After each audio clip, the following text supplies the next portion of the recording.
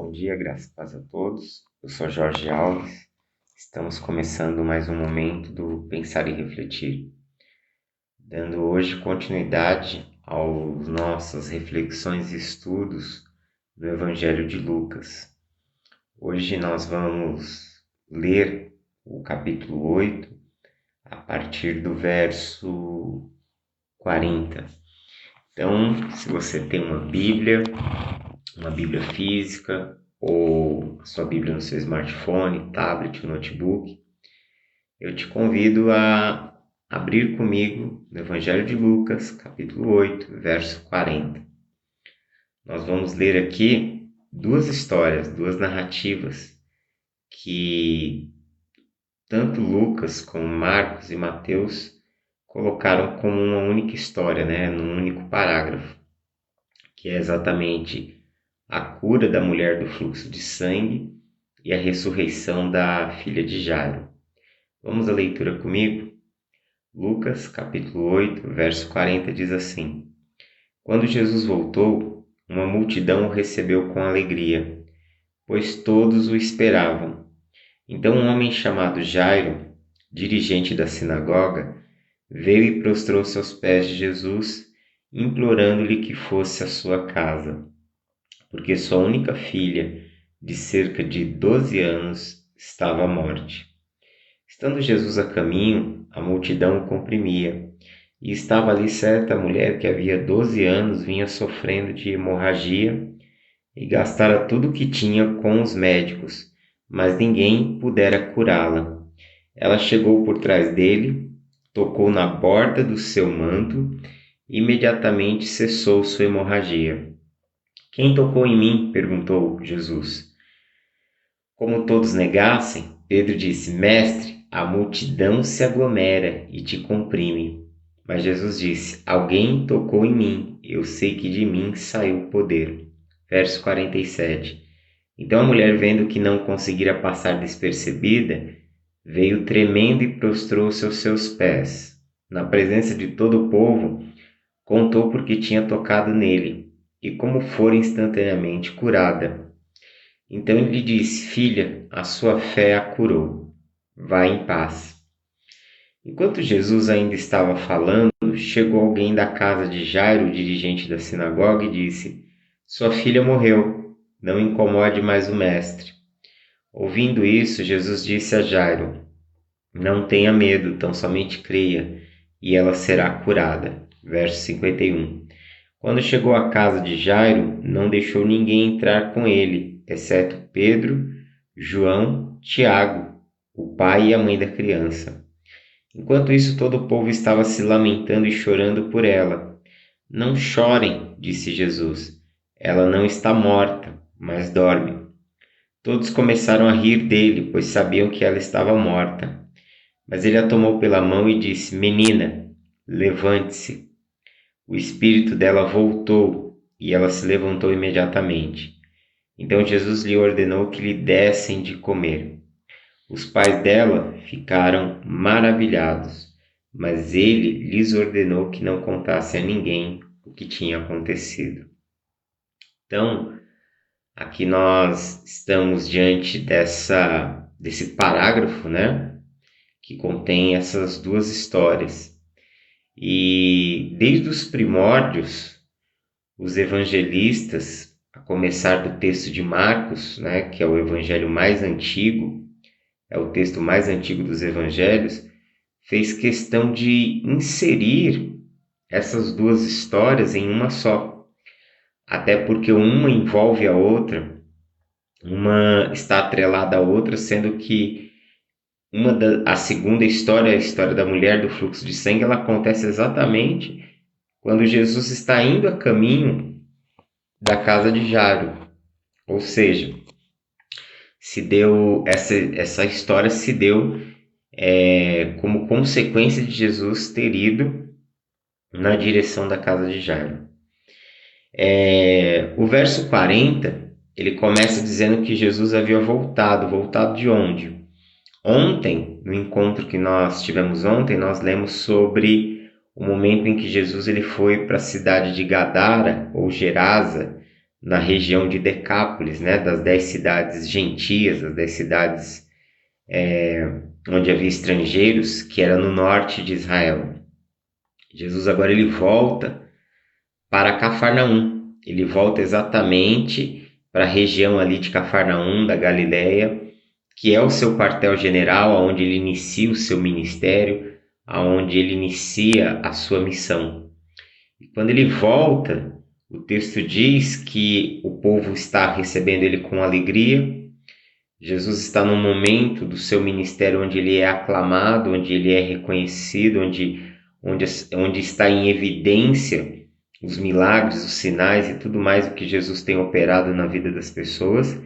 E de repente, diz o texto que um homem chamado Jairo, que era um dirigente da sinagoga, o que isso significa? Que ele era um roche, ele era um cabeça, ele era alguém que liderava a sinagoga, ele era alguém que presidia aquela sinagoga que existia na região de Cafarnaum.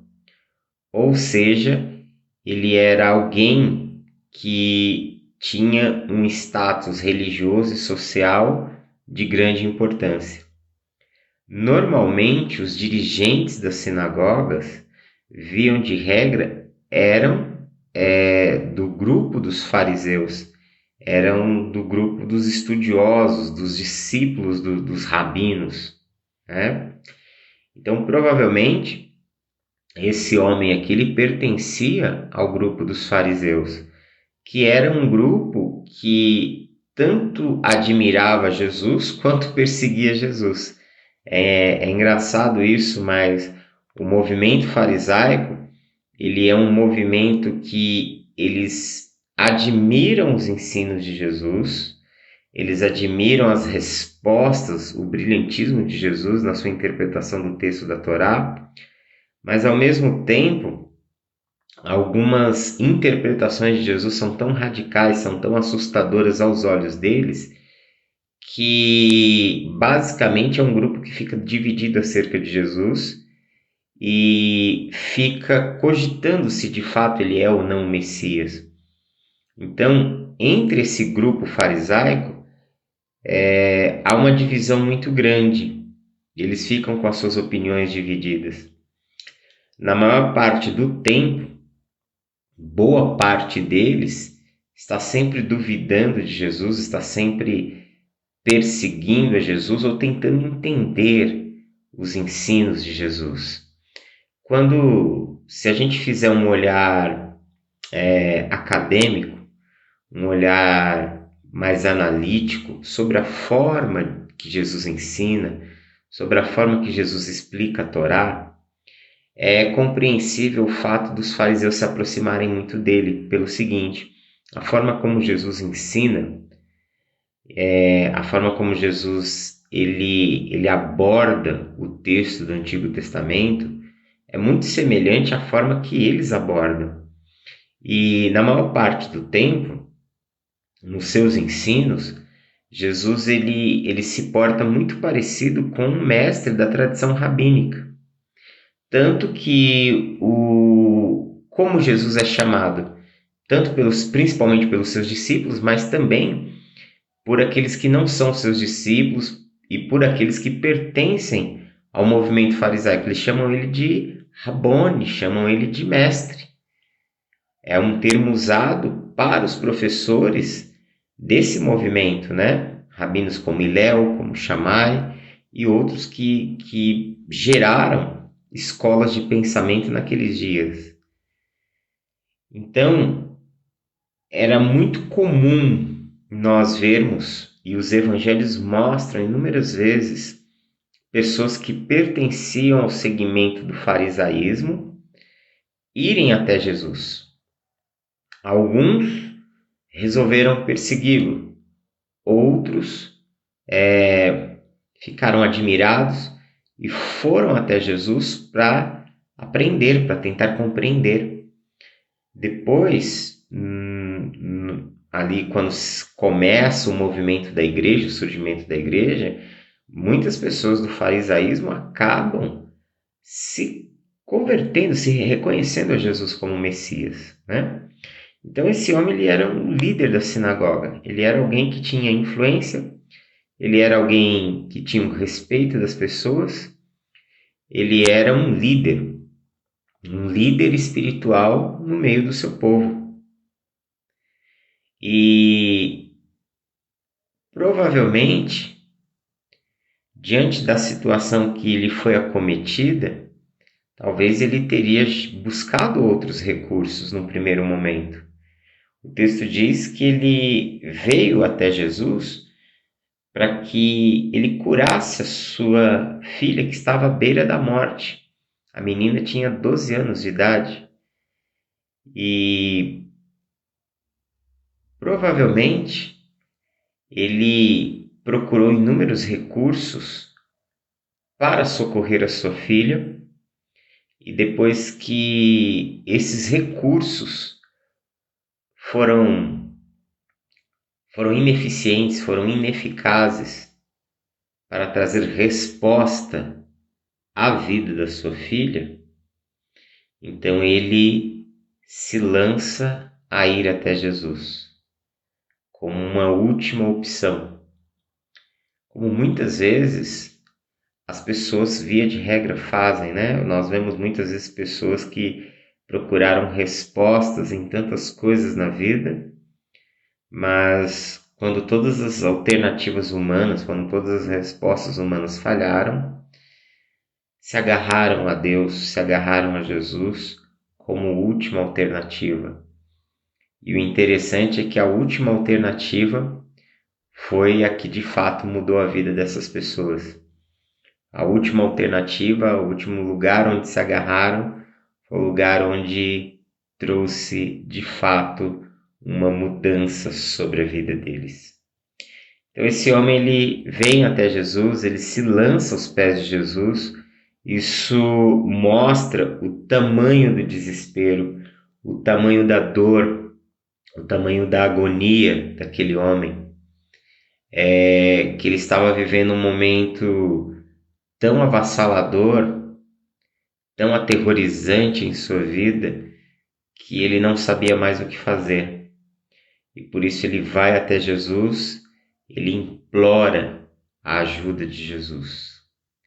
É interessante que, mesmo ele pertencendo a um grupo religioso que faz, de certa forma, oposição a Jesus, faz um enfrentamento em relação a Jesus, Jesus não olha para ele com esse viés do preconceito em relação a ele participar de um grupo, a ser de um grupo que persegue a Jesus. Jesus não olha para Jairo como o chefe da sinagoga.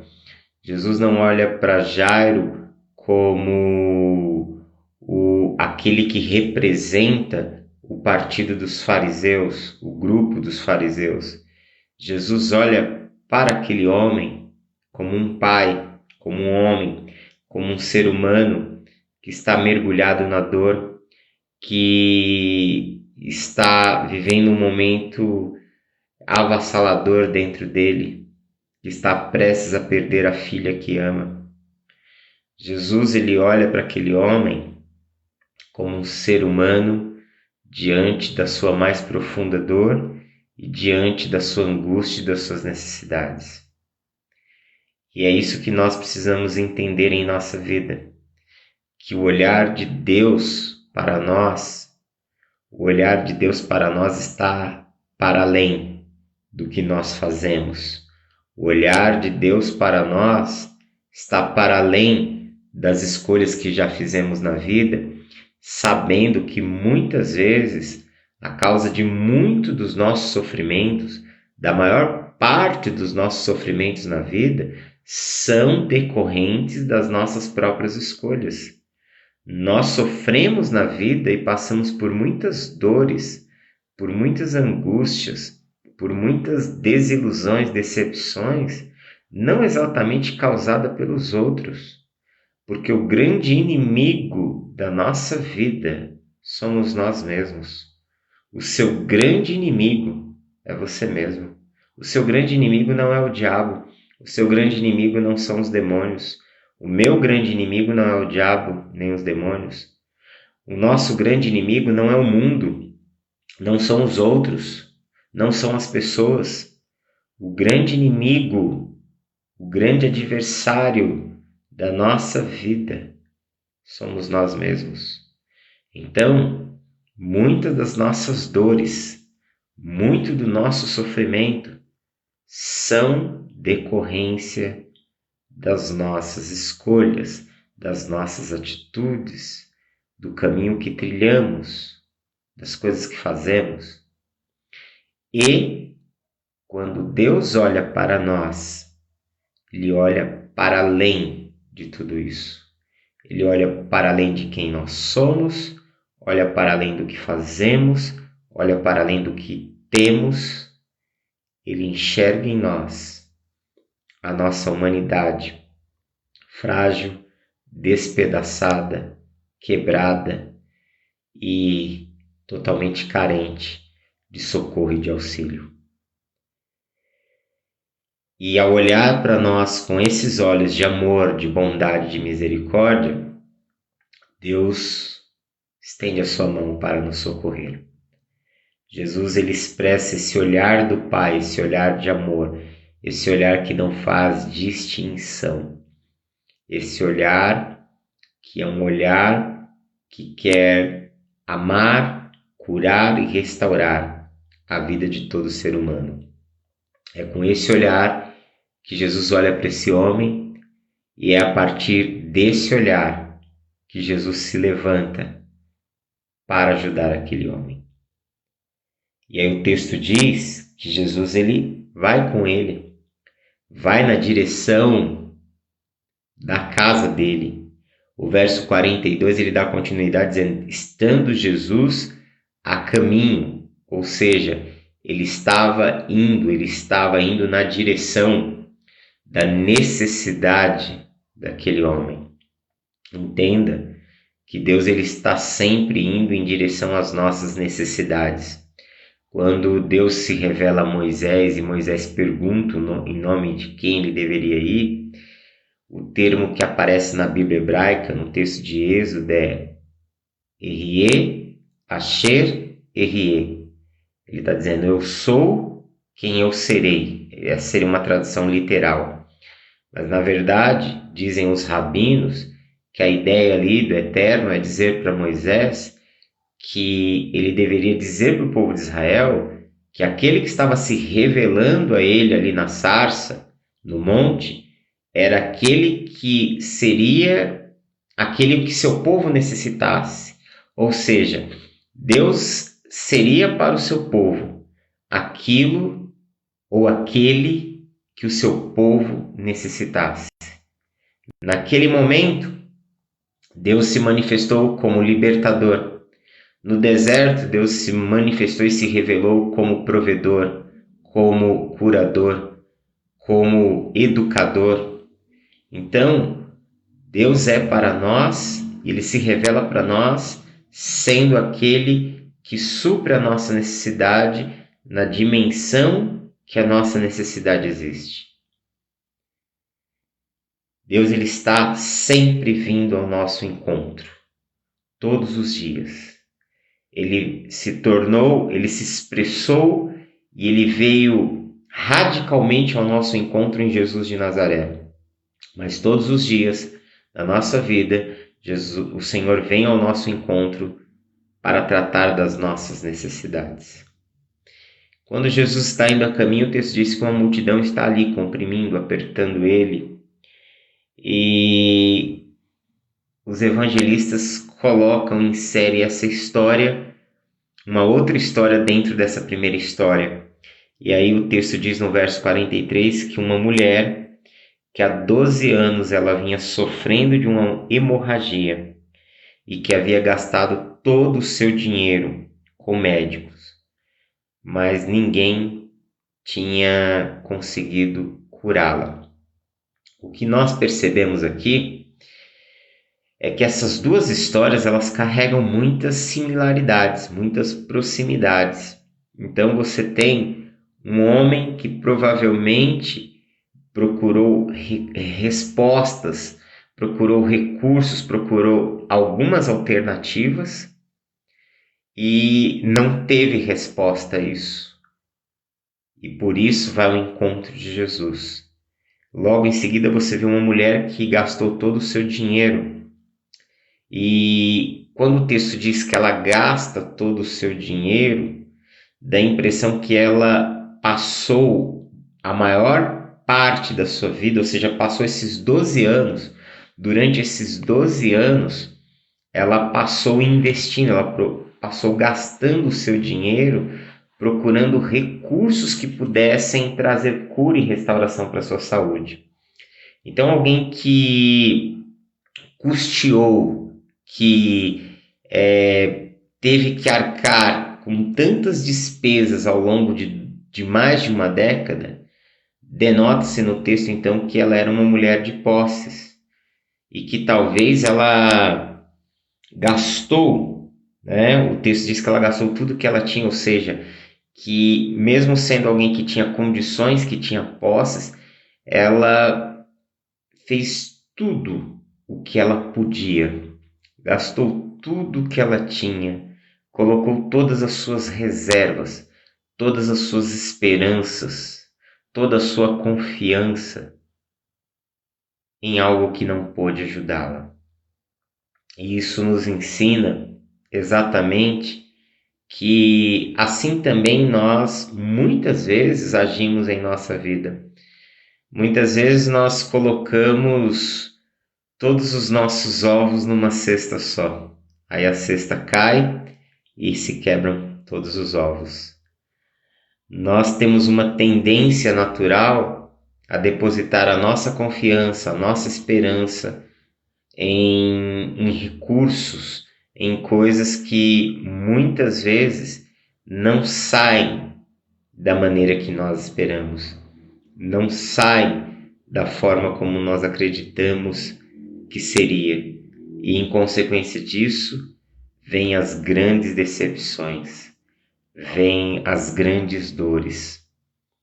Nós confiamos em pessoas, nós confiamos em projetos, nós confiamos em bens, nós confiamos em tantas coisas. Nós polarizamos a nossa felicidade em tantas coisas fora de Deus. Se você parar para pensar, quase em todo tempo as pessoas elas estão procurando resolver as suas vidas, elas estão procurando serem felizes, elas estão procurando serem realizadas, elas estão procurando serem completas, elas estão procurando viver plenitude em coisas que somente existem nessa terra, em esperanças que estão atreladas apenas a esta vida, em coisas que apenas se envolvem com essa existência física e material. Todas as vezes que nós colocamos a nossa esperança, a nossa confiança neste mundo, ou em qualquer coisa que esteja atrelada a este mundo, a tendência para sofrer decepções é enorme, é quase certa. Quando você lê as Escrituras, uma das maiores advertências presentes no texto da Escritura é que nós precisamos, é que nós devemos colocar a nossa confiança em Deus. Nós precisamos colocar o nosso coração no Senhor. Nós precisamos colocar a nossa esperança naquele que tem o poder de controlar, de reger e de escrever a história. Nós precisamos colocar a nossa confiança, depositar a nossa fé, os nossos cuidados na mão daquele que tem o controle de tudo, que pode tudo, que é Senhor de tudo e de todos. Todas as vezes que colocarmos na criação a nossa esperança, ela irá perecer, como tudo que existe na criação, como tudo aquilo que é criado, um dia se esvai, um dia perece, um dia acaba. Todas as vezes que colocamos e depositamos a nossa confiança nas coisas desse mundo, elas serão perdidas. Quando a nossa confiança, a nossa esperança, o nosso coração está em Deus, nós temos um seguro refúgio, nós temos amparo, nós temos proteção, nós temos a certeza do seu cuidado, porque está nas mãos daquele que tudo pode e que tudo é. Então, diante de toda essa frustração, diante de toda essa situação, essa mulher agora ela está praticamente à beira da falência e doente. Antes ela era alguém doente com recursos. Agora ela era uma mulher doente sem mais nenhum recurso. E ela percebe, ela avista Jesus indo no caminho. E o que ela faz? Ela se agarra agora a Jesus como a última e a única esperança de mudança, de cura, de restauração sobre a sua vida. E aí o texto diz no verso 44, ela chegou por trás de Jesus, tocou na borda do seu manto e imediatamente cessou a hemorragia.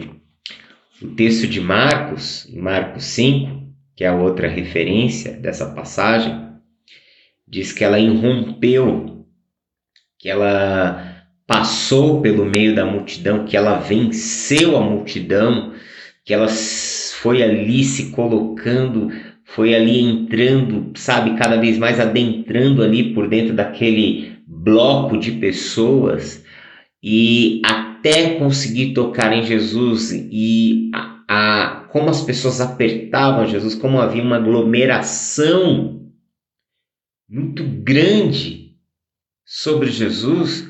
Imagine o quanto aquela mulher teve que se esforçar.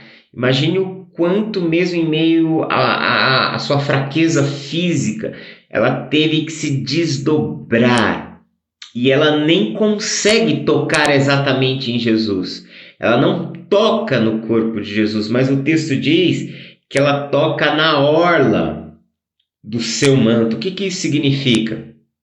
Os judeus usavam um xale de oração. E o nome desse xale, dessa vestimenta de oração por cima da túnica, era como se fosse um grande cachecol, um xale. O nome desse xale em hebraico é talit.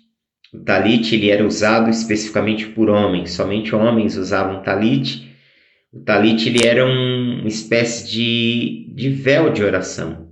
Todas as vezes que um homem judeu ele vai orar, ele coloca o talit por sobre a cabeça. Por que isso? Primeiro porque é uma ordem de Deus para a comunidade de Israel. Quando você lê o texto de Números e de Deuteronômio, tem essa ordem expressa. E não só isso, além desse véu, desse xale de oração, esse xale tinha 4 pontas, chamado de tzitzit. Tzitzit é exatamente isso aqui, é a borda, né? É as pontas. O tzitzit era uma espécie de fio entrelaçado, haviam 4, porque o xale de oração ele deveria ter um formato meio quadricular ou retangular. Então, cada lado dele, cada ponta, teria exatamente uma franja entrelaçada com uma pequena bolinha, né? Isso é o tzitzit. Tzitzit significa exatamente franja. A ideia também, ela vem de uma raiz em hebraico que significa olhar, fitar, olhar. Então, quando o judeu ele coloca o talit por sobre a cabeça, aquelas pontas, aquelas franjas, ficam diante dos olhos dele. E por que Deus havia dado esse mandamento ao povo judeu? Primeiramente, que o talit, ele ao cobrir a cabeça com o talit, você perde a visão dos lados, né?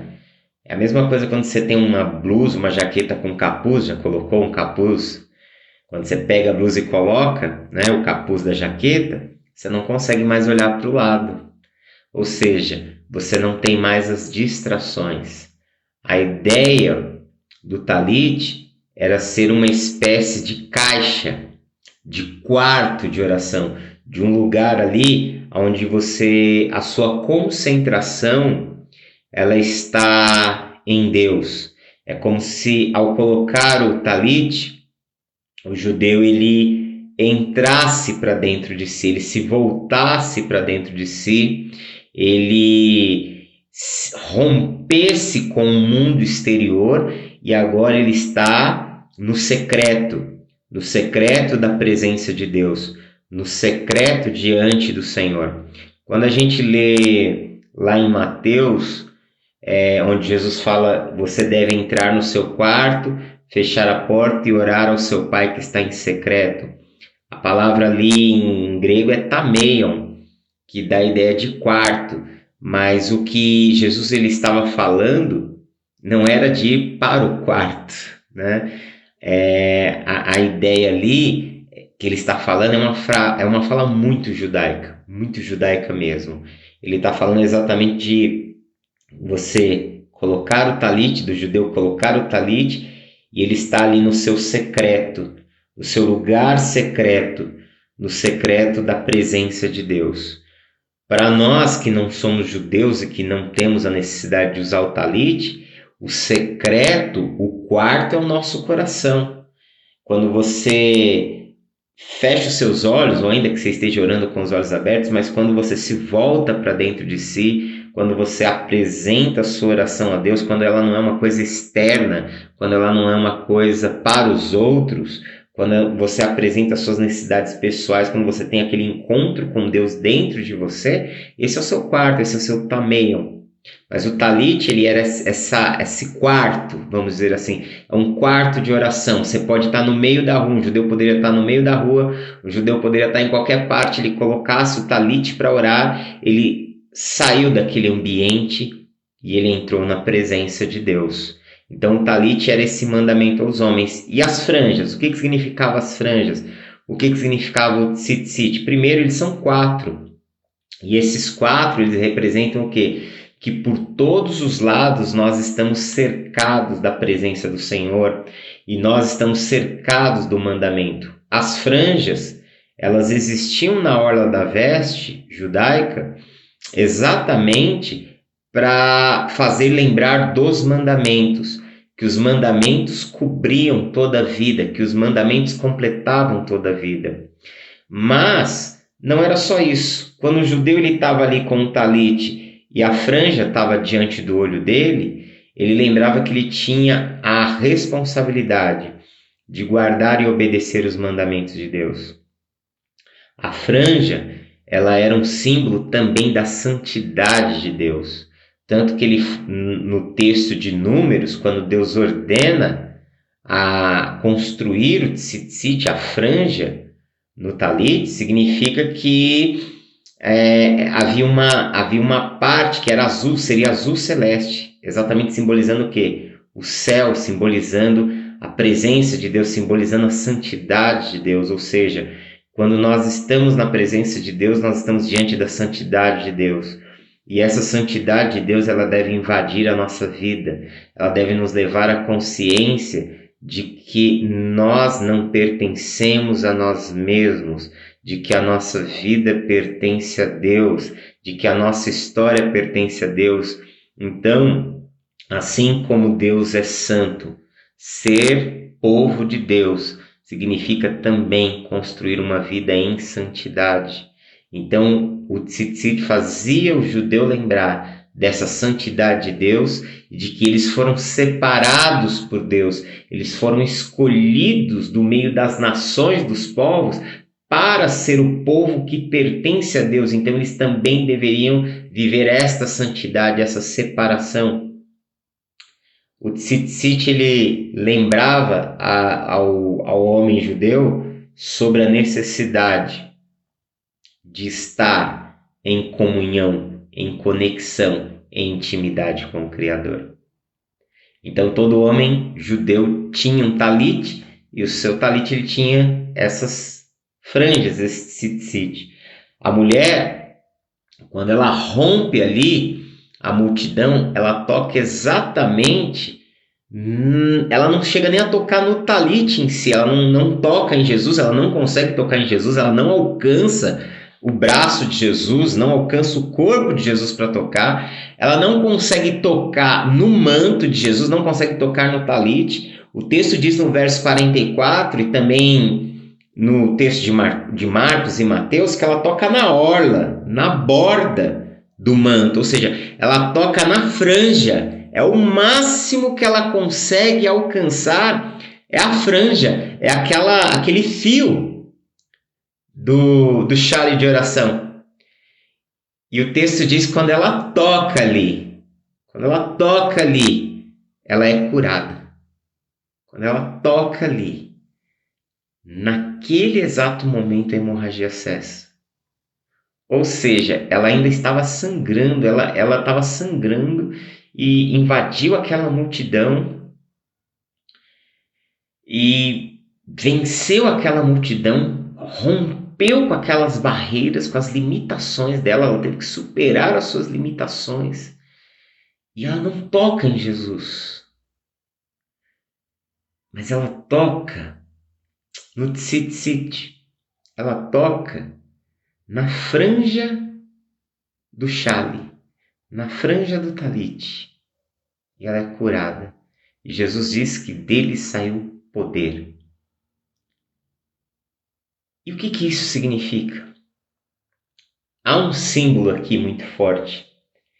Na verdade, essa história, ela nos é contada e ela nos foi apresentada, aliás, foi apresentada aos primeiros cristãos que eram judeus, para dizer algumas coisas. Essa mulher, ao tocar na franja, ela é curada, porque a franja ela simboliza o quê? A palavra, os mandamentos de Deus. Isso nos ensina que quando nós permitimos que a palavra de Deus conduza a nossa vida, quando nós caminhamos e construímos uma vida em obediência à palavra de Deus, nós somos curados, nós somos restaurados. O tocar na franja nos ensina e nos fala sobre a necessidade da santidade de Deus, de viver na presença de Deus, de termos comunhão com Deus. Então, isso nos ensina que ao buscarmos a presença de Deus, quando nós estamos em comunhão com Deus, quando buscamos caminhar com o Senhor, nós somos curados, nós somos restaurados. Ou seja, o fato dela tocar na franja nos ensina que a obediência à palavra de Deus, a busca de uma intimidade com Deus e uma vida em santidade, uma vida que obedece a Deus, é uma vida que pode viver cura, é uma vida que pode experimentar restauração, é uma vida que pode experimentar transformação. Muitas vezes as pessoas se questionam o porquê determinadas coisas não estão acontecendo em suas vidas, por que elas não estão experimentando restauração, cura, renovação. Talvez é porque ainda está faltando vencermos as barreiras que nos impedem de termos uma comunhão mais íntima e mais profunda com o Senhor. Às vezes, nós estamos caminhando com Jesus como aquela multidão. Estamos com Jesus, mas não estamos em Jesus. Estamos vendo Jesus, caminhando com Jesus, mas não estamos participando da vida de Jesus. Quando aquela mulher toca na orla da sua veste, e Jesus ele sabe o que aconteceu, que dele saiu virtude, dele saiu vida. Quando nós rompemos com os fatores externos, com as barreiras externas, que são as nossas preocupações, que é o nosso apego à materialidade, que é o nosso apego a essa vida, que é colocar qualquer outra coisa no lugar de Deus. Se Deus não tiver o primeiro lugar na minha vida, se Deus não tiver o primeiro lugar na sua vida, Ele não terá nenhum outro. Ele não vai aceitar ficar em segundo lugar. Ele é o Rei, Ele é o Senhor de todas as coisas. Ou nós entronizamos o Senhor na nossa vida, fazemos dele o centro da nossa vida, ou Ele não irá ocupar nenhum outro lugar na nossa vida. E se Ele não for o centro da nossa vida, qualquer outra coisa que nós estejamos colocando no lugar de Deus é um ídolo. E isso, ao invés de produzir vida, vai produzir morte. Ao invés de produzir a bênção de Deus, vai nos colocar num estado de sofrimento, de dor, de agonia. Então, muitas pessoas, elas estão caminhando como aquela multidão, mas não estão tocando em Jesus, não estão participando da vida de Jesus, se acomodaram com a religião, se acomodaram com a cultura, se acomodaram com o ambiente. E dessa forma, não estão experimentando da vida, do poder, da autoridade. Não estão experimentando essa palavra de Deus em nós que nos coloca a andarmos num caminho novo. Não estão experimentando dessa intimidade de conhecer e de andar com Jesus, com Deus, com o Pai no secreto, que promove a radicalidade de mudança em nossa vida. Essa mulher, ela teve que tomar uma decisão. Ou ela seria mais uma a ver Jesus passando, ou ela seria mais uma da multidão, ou ela seria alguém que viveria um milagre sobre a sua vida. Ela escolheu trilhar o caminho do milagre, trilhar o caminho da comunhão, trilhar o caminho de vencer tudo aquilo que separa ela de Jesus. E, em consequência disso, ela experimentou a restauração da sua saúde. Quando Jesus pergunta quem havia tocado, e Pedro fala: como assim, mestre? Está todo mundo aqui te apertando, tem tanta gente, como é que o senhor pergunta quem te tocou? Todo mundo aqui está próximo. Não. Jesus falou: as pessoas elas estão próximas, elas estão aqui me apertando, mas nenhuma se conectou comigo. Nenhuma se conectou. Aliás, somente uma se conectou a ponto de experimentar do meu poder. Você quer ser alguém que continua caminhando com a multidão, ou você quer ter uma vida de poder? Você quer viver na comunhão, na intimidade e receber do poder da vida de Deus sobre você, a vida na ressurreição, a vida que vence a morte, a vida que nos coloca em pé diante de Deus, a vida que nos gera comunhão, a vida que nos ativa, que nos destrava, que nos capacita a ouvir a voz de Deus, a discernir espiritualmente, a ter sabedoria espiritual para tomar as decisões mais assertivas na nossa vida. Que caminho você quer trilhar? Ao exemplo dessa mulher, nós precisamos romper, nos libertar, vencer todas as coisas que nos impedem de experimentar essa experiência de vida em Jesus, de poder de Deus sobre nós. Quando Jesus pergunta e ela sabe que é ela, Jesus discerniu e ela se apresenta a Jesus com medo, até porque mulheres não podem tocar em homens naquela cultura, muito menos no manto de oração de um homem, porque é um artefato sagrado de um judeu, O talit de um judeu ele é sagrado, a orla, o tzitzit é sagrado. E ao tocar nisso, ao ter essa experiência, ela chega trêmula diante de Jesus, aterrorizada porque ela foi curada, aterrorizada por aquela descarga sobre a vida dela, aterrorizada por ter como uma mulher com uma hemorragia, estando impura cerimonialmente, ir lá e tocar nele. Quer dizer, tinha tantos fatores ali contrários a ela, que ela teve que sobrepor a todos eles.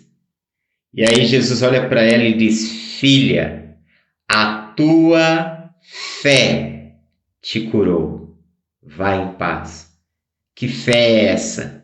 Não é a fé de uma crença mental, não é a fé de um pensamento positivo, é a fé que se transforma em atitude, porque fé na Bíblia é tomar uma iniciativa, fé está relacionado à atitude, atitude em relação a Deus, atitude em relação à palavra de Deus, atitude em relação à obediência a Deus. E isso foi transformador em sua vida.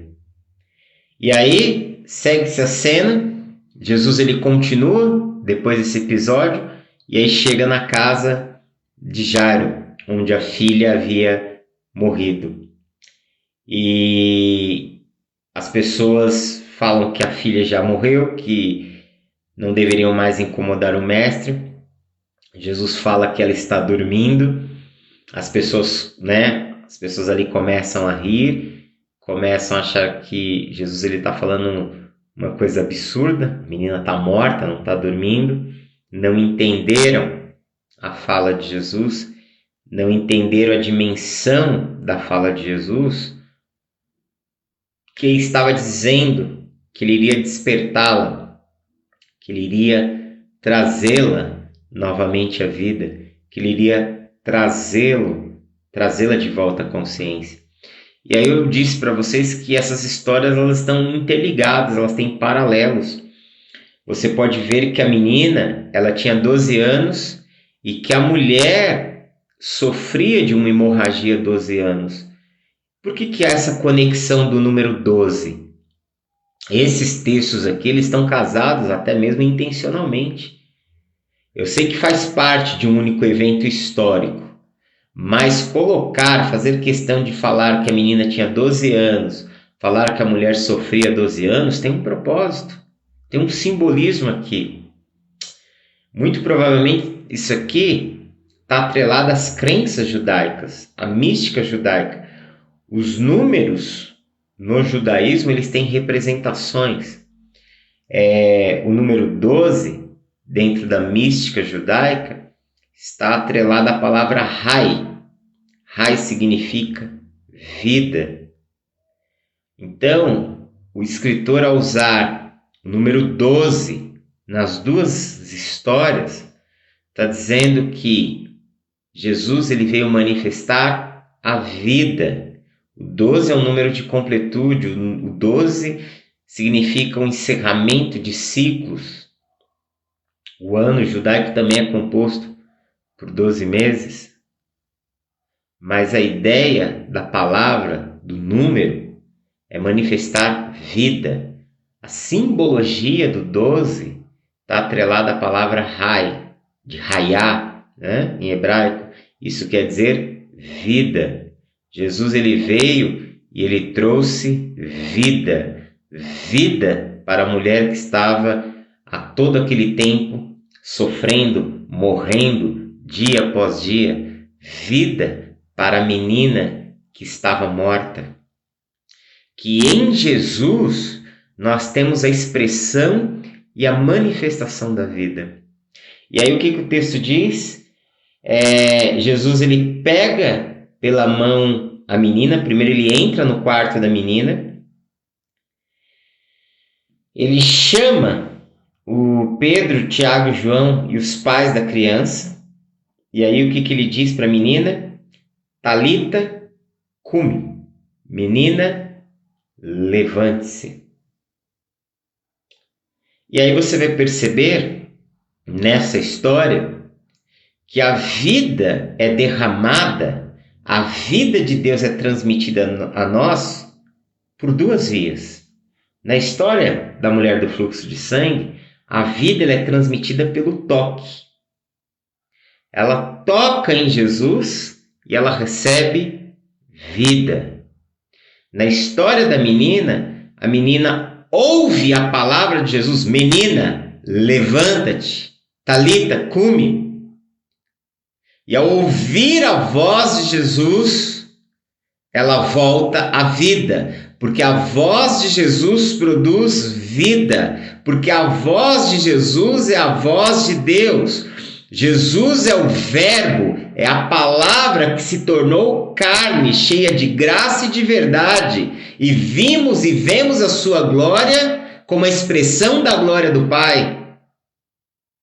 Então, vida acontece quando eu me aproximo e toco em Jesus, ou seja, eu tenho intimidade, eu tenho comunhão, eu recebo vida.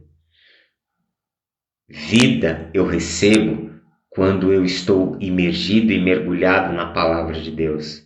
A sua palavra em mim produz vida. E ela volta à vida, ela se levanta e ela é restaurada. Você quer viver uma restauração completa, integral, profunda em sua vida? Busque caminhar com Deus.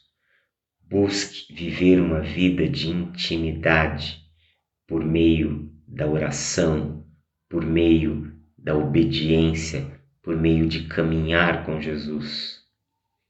Mas também mergulhe em sua palavra, ouça a sua palavra, estude a palavra.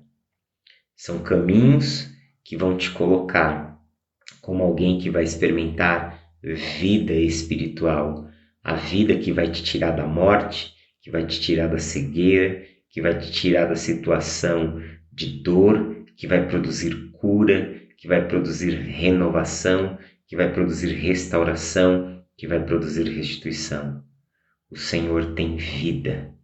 Ele quer derramar vida. Ele quer te levar a uma nova vida, a uma nova história, a um novo caminho, a um novo começo. Amém? Vamos orar?